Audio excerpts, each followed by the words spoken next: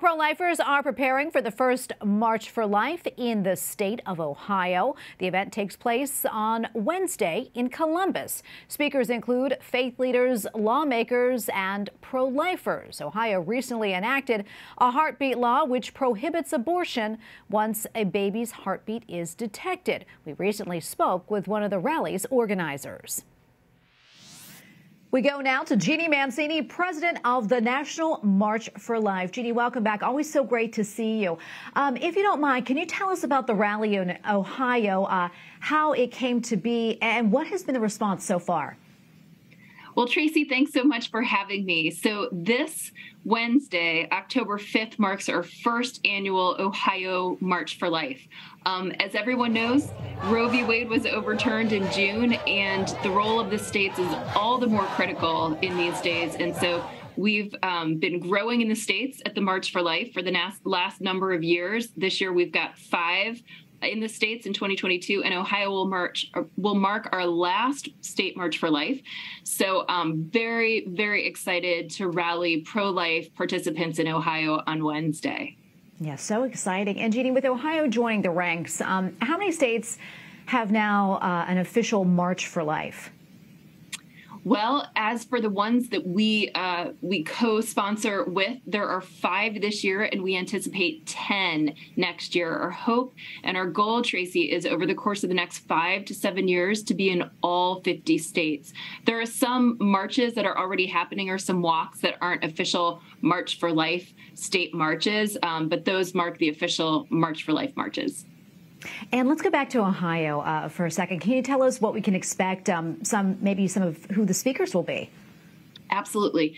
So at 10 o'clock on the steps of the Capitol, we have a praise and worship band called Damascus Worship that will be entertaining our participants. And then at 11 o'clock, the official rally begins. And then at noon is the actual march around the state capitol. So speakers include Ohio pro-life luminaries such as Peter Range, Aaron Bear. I'll be there. We have some legislators, and we may have a special guest. So stay tuned.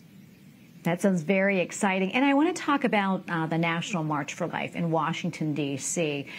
There's been a lot of questions asked, even though Roe versus Wade was overturned, will it still go on? So talk about that for us. Absolutely. So it is true that the march began the year after Roe was handed down from the Supreme Court.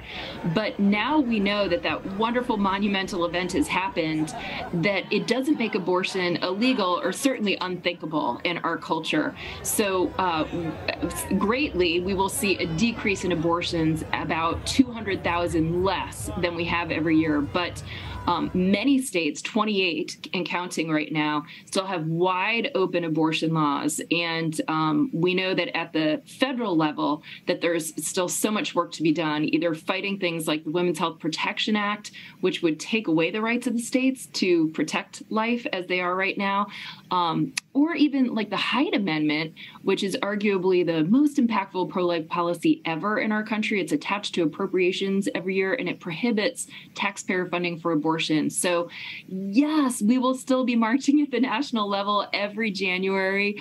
We're going to have a big theme debut on October 13th. You can tune in live or virtually for that, but join us. Please plan to join us on January 20th. There's no lack of work to be done in this next season in building a culture of life.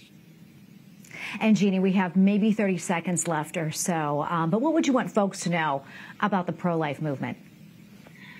It's been such a victory to have Roe overturned, but we have our work cut out for us. We are now in a new season where we need to increase the safety net of maternity homes and pregnancy care centers and services to women and men facing unexpected pregnancies. But the legislative battles are waging in a way that we've almost never seen before. So we can't spike the football, and we certainly can't throw in the towel. It's somewhere in between.